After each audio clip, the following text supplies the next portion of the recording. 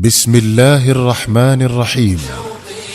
شوقي للقياهم يزيد ولحبهم هتف القصر يا جيل أتباع الهدى أشرق علينا من جديد. يسر جمعية مودة أن تقدم لكم صورا من حياة الصحابة لعبد الرحمن رأفت الباشا رحمه الله. ثابت بن قيس الأنصاري رضي الله عنه.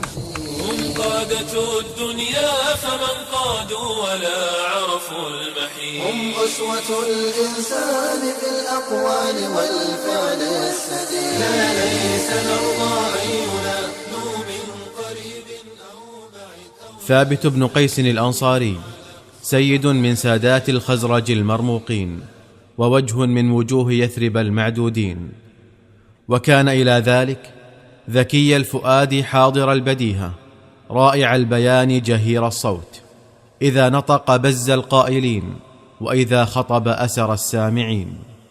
وهو أحد السابقين إلى الإسلام في يثرب، إذ ما كاد يستمع إلى آي الذكر الحكيم يرتلها الداعية المكي الشاب مصعب بن عمير بصوته الشجي وجرسه الندي، حتى أسر القرآن سمعه بحلاوة وقعه، وملك قلبه برائع بيانه، وخلب لبه بما حفل به من هدي وتشريع، فشرح الله صدره للإيمان، وأعلى قدره ورفع ذكره بالانضواء تحت لواء نبي الإسلام. ولما قدم الرسول صلوات الله وسلامه عليه إلى المدينة مهاجرا، استقبله ثابت بن قيس في كوكبة كبيرة من فرسان قومه أكرم استقبال، ورحب به وبصاحبه الصديق أجمل ترحيب، وخطب بين يديه خطبة بليغة افتتحها بحمد الله جل وعز والثناء عليه والصلاة والسلام على نبيه، واختتمها بقوله: وإنا نعاهدك يا رسول الله على أن نمنعك مما نمنع منه أنفسنا وأولادنا ونساءنا، فما لنا لقاء ذلك؟ فقال عليه الصلاة والسلام: الجنة. فما كادت كلمة الجنة تصافح آذان القوم حتى أشرقت وجوههم بالفرحة، وزهت قسماتهم بالبهجة، وقالوا: رضينا يا رسول الله، رضينا يا رسول الله.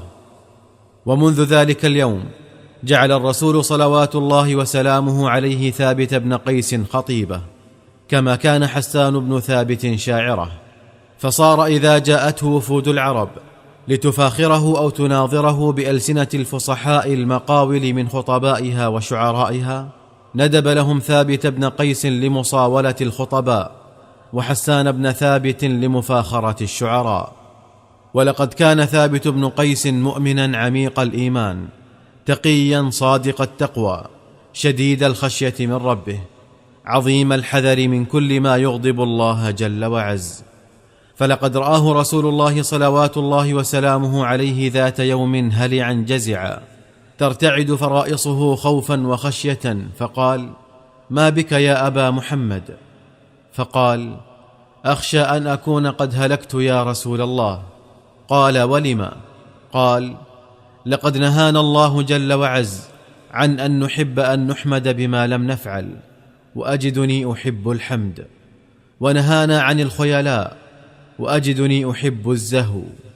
فما زال الرسول صلوات الله وسلامه عليه يهدئ من روعه، حتى قال: يا ثابت، ألا ترضى أن تعيش حميدا وتقتل شهيدا وتدخل الجنة؟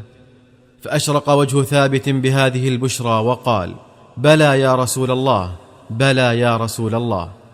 فقال عليه الصلاة والسلام: إن الله صلى الله عليه وسلم على الرغم من شدة حبه له وفرط تعلقه به ولزم بيته حتى لا يكاد يبرحه إلا لأداء المكتوبة، فافتقده النبي صلوات الله وسلامه عليه وقال: من يأتيني بخبره؟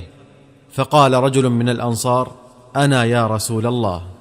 وذهب إليه فوجده في منزله محزونا منكسا رأسه، فقال: ما شأنك يا أبا محمد؟ قال: شر. قال: وما ذاك؟ قال: إنك تعرف أني رجل جهير الصوت، وأن صوتي كثيرا ما يعلو على صوت رسول الله صلى الله عليه وسلم، وقد نزل من القرآن ما تعلم، وما أحسبني إلا قد حبط عملي وأنني من أهل النار. فرجع الرجل إلى الرسول صلوات الله وسلامه عليه وأخبره بما رأى وما سمع، فقال: اذهب إليه وقل له: لست من أهل النار ولكنك من أهل الجنة. فكانت هذه بشارة عظمى لثابت، ظل يرجو خيرها طوال حياته. وقد شهد ثابت بن قيس مع رسول الله صلى الله عليه وسلم المشاهد كلها سوى بدر، وأقحم نفسه في غمار المعارك طلبا للشهادة التي بشره بها النبي، فكان يخطئها في كل مرة وهي قاب قوسين منه أو أدنى، إلى أن وقعت حروب الردة بين المسلمين ومسيلمة الكذاب على عهد الصديق رضي الله عنه. وقد كان ثابت بن قيس إذ ذاك أميرا لجند الأنصار، وسالم مولى أبي حذيفة أميرا لجند المهاجرين، وخالد بن الوليد قائدا للجيش كله، أنصاره ومهاجريه ومن فيه من أبناء البوادي. ولقد كانت الريح والدولة في جل المعارك لمسيلمة ورجاله على جيوش المسلمين، حتى بلغ بهم الأمر أن اقتحموا فسطاط خالد بن الوليد، وهموا بقتل زوجته أم تميم، وقطعوا حبال الفسطاط ومزقوه شر ممزق. فرأى ثابت بن قيس يوم ذاك من تضعضع المسلمين ما شحن قلبه أسا وكمدا، وسمع من تنابزهم ما ملأ صدره هما وغما. فأبناء المدن يرمون أهل البوادي بالجبن، وأهل البوادي يصفون أبناء المدن بأنهم لا يحسنون القتال ولا يدرون ما الحرب. عند ذلك تحنط ثابت وتكفن، ووقف على رؤوس الأشهاد وقال: يا معشر المسلمين، ما هكذا كنا نقاتل مع رسول الله صلى الله عليه وسلم. بئس ما عودتم أعداءكم من الجرأة عليكم، وبئس ما عودتم أنفسكم من الانخذال لهم. ثم رفع طرفه إلى السماء وقال: اللهم إني أبرأ إليك مما جاء به هؤلاء من الشرك، يعني مسيلمة وقومه، وأبرأ إليك مما يصنع هؤلاء، يعني المسلمين. ثم هب هبة الأسد الضاري كتفا لكتف مع الغر الميامين البراء بن مالك الأنصاري، وزيد بن الخطاب أخي أمير المؤمنين عمر بن الخطاب، وسالم مولى أبي حذيفة، وغيرهم من المؤمنين السابقين. وأبلى بلاء عظيما ملأ قلوب المسلمين حمية وعزما، وشحن أفئدة المشركين وهنا ورعبا. وما زال يجارد في كل اتجاه ويضارب بكل سلاح حتى أثخنته الجراح، فخر صريعا على أرض المعركة قرير العين بما كتب الله له من الشهادة التي بشره بها حبيبه رسول الله صلى الله عليه وسلم، مثلوج الصدر بما حقق الله على يديه للمسلمين من النصر. وكانت على ثابت درع نفيسة، فمر به رجل من المسلمين فنزعها عنه وأخذها لنفسه. وفي الليلة التالية لاستشهاده رآه رجل من المسلمين في منامه، فقال للرجل: أنا ثابت بن قيس، فهل عرفتني؟ قال: نعم. فقال: إني أوصيك بوصية، فإياك أن تقول هذا حلم فتضيعها.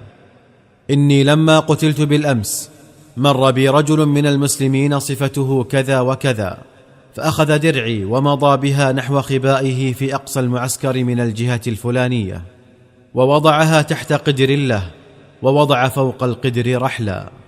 فأت خالد بن الوليد وقل له أن يبعث إلى الرجل من يأخذ الدرع منه، فهي ما تزال في مكانها. وأوصيك بأخرى، فإياك أن تقول هذا حلم نائم فتضيعها. قل لخالد: إذا قدمت على خليفة رسول الله صلى الله عليه وسلم في المدينة فقل له: إن على ثابت بن قيس من الدين كذا وكذا، وإن فلانا وفلانا من رقيقه عتيقان، فليقض ديني وليحرر غلامي. فاستيقظ الرجل، فأتى خالد بن الوليد فأخبره بما سمع وما رأى، فبعث خالد من يحضر الدرع من عند آخذها، فوجدها في مكانها وجاء بها كما هي.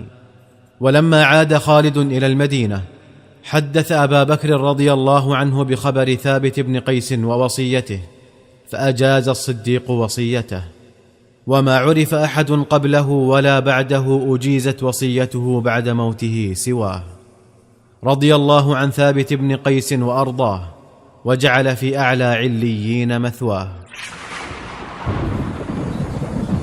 ما أجيزت وصية امرئ أوصى بها بعد موته سوى وصية ثابت بن قيس. بمحمد وبصحبه قد أسس الصرح المشيد، يا شعر أسعفني أفض في مدحهم هل من مزيد. سلة الإيمان والتقوى